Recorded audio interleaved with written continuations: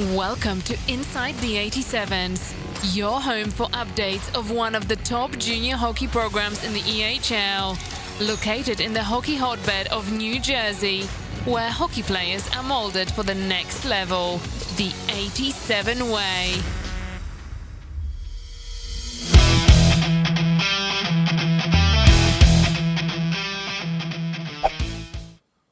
What's up, everybody? Hope everyone enjoyed their Father's Day and us going back to normal each and every day. Just want to give an update on the league and the 87's and just check in and then just comment on a few players that you're starting to see that we have signed and give you a little insight into why we're signing them and just try to give you a different perspective. Everything from the league standpoint is going well. Our scheduled meetings have been assigned. We're moving forward. Our dates are the same. So we're excited. We're going to be ready to rock and roll in Cup September and get back onto the ice as soon as possible, as soon as we can. So from that standpoint, we're very excited, and I'm very excited to get going. Now I get a couple of weeks here to relax, but then we pick back up and we start our year. So I'm very excited for that. One of the first guys I want to talk about is John Gabriel. He is a player who played for the Flyers last year. We had an opportunity to play him quite a bit. We were on the successful side of those games quite often, and John was someone who his play adapted to whatever his team needed at the time. He's a big body. He can skate. He's got finesse with the puck. He can play in the corners. And that's what we really loved about watching him play and going up against him.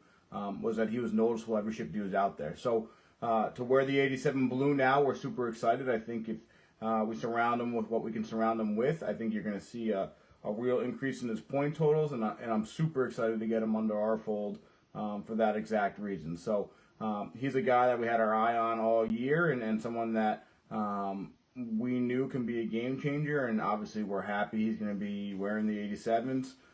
Playing for us and then representing us and seeing what he can do moving forward. The next player is a guy, C.T. Johnson. He's a player that we scouted out of the NA3.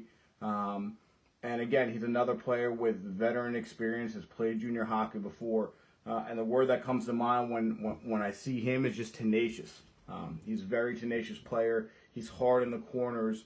He played in a very good conference in the NA3, so the competition he got to play against was strong, and he was noticeable in those games.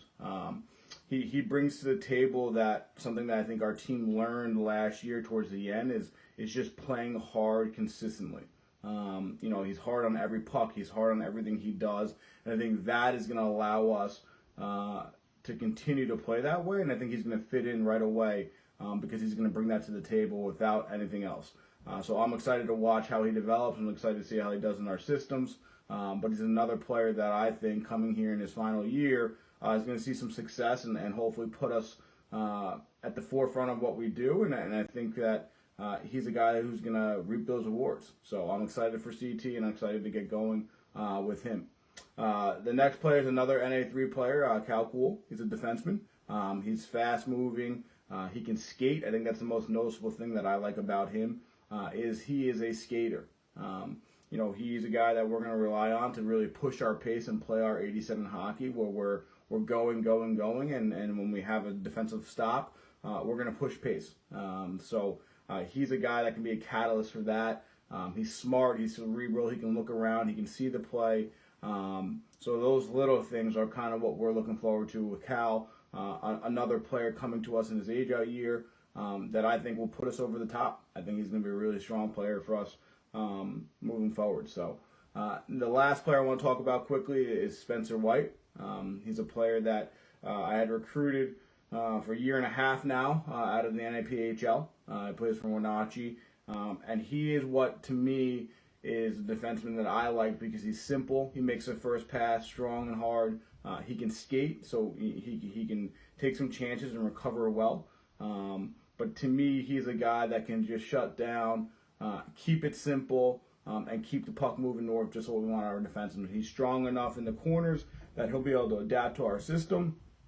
But I think what makes me excited for him is he is a young kid. He's an 01 who's got time, but he's going to step in and be an impact and be able to make hockey plays right from the start. So I think those four guys I'm super excited about, and I'll continue to comment as we move through these weeks about those players, and just let everyone know, what we liked about them, and just like I said earlier, just give you a different perspective on what we're doing and why we like them and what it is that their game is going to bring to the 87 and 87 hockey. So I look forward to talking about the next recruits next week, and until then, we'll see you then.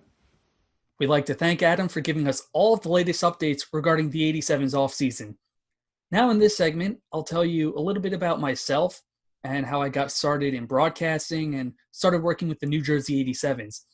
And I think that starts back here at home up in northern New Jersey, in a small town called Dumont. And here I grew up playing outdoor roller hockey. There's a rink that's only 2 blocks away from my house. And I played a lot with my older brother, played on some rec teams, some travel teams, and I essentially eat, breathed, and lived the sport. I eventually moved on to ice, still played roller hockey too, throughout middle school and high school. And then in college, I went to Seton Hall University. And while my playing career essentially stopped there, I was able to work for the radio station at 89.5 FM WSOU. And there I got to cover a plethora of Division I sports, including soccer, basketball, baseball, softball, and did play-by-play and color commentary on the air. And it was fun being able to call a basketball game for the Seton Hall men's team at the Prudential Center, the same arena where the Devils play. So it's always nice setting foot in that arena, especially going in as a press member.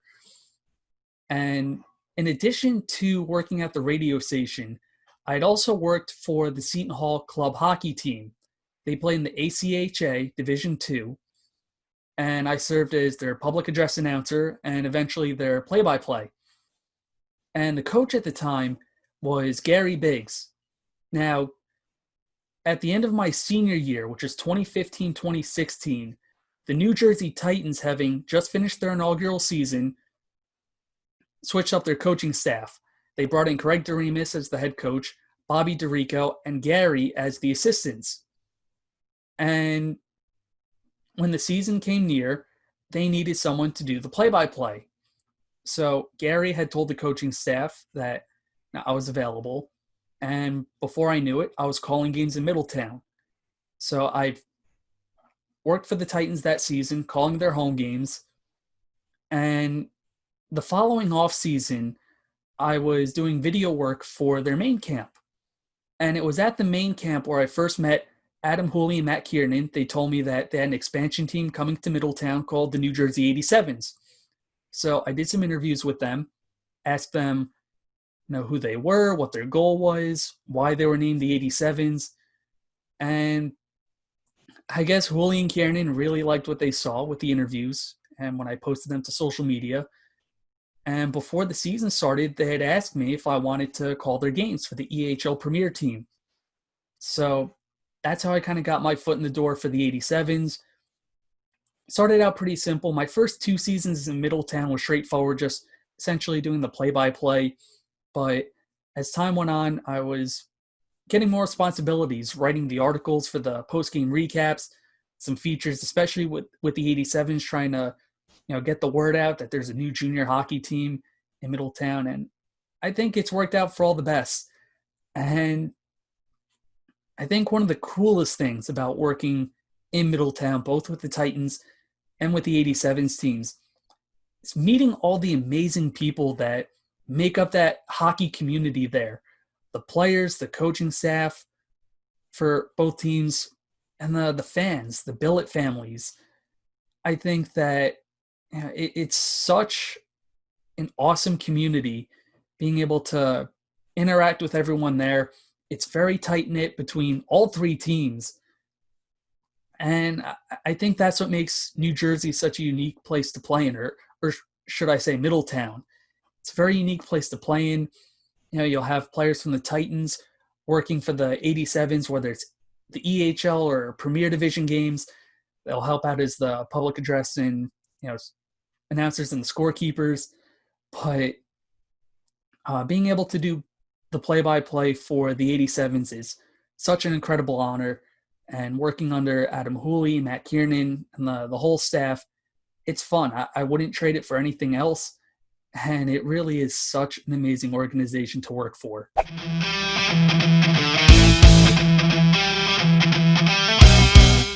And now we continue our top 10 plays of the year. At top play number 6, we have an EHL Premier Division game between the 87's and the Philadelphia Little Flyers. It was a back and forth affair where the Little Flyers had tied the game with under 5 minutes left in regulation. The game ended up going into a shootout, and Ryan Crane, the defenseman, wins it with a beautiful backhand forehand move and gets the 87's their extra point in a 4-3 victory. So here it is, top play number 6, game-winning shootout goal by Ryan Crane. Ryan Crane up next for the 87's. And now he comes in with a head of steam. Crane goes to the forehand, he scores! Shootout winner for Ryan Crane as the 87's defeat the Flyers 4-3.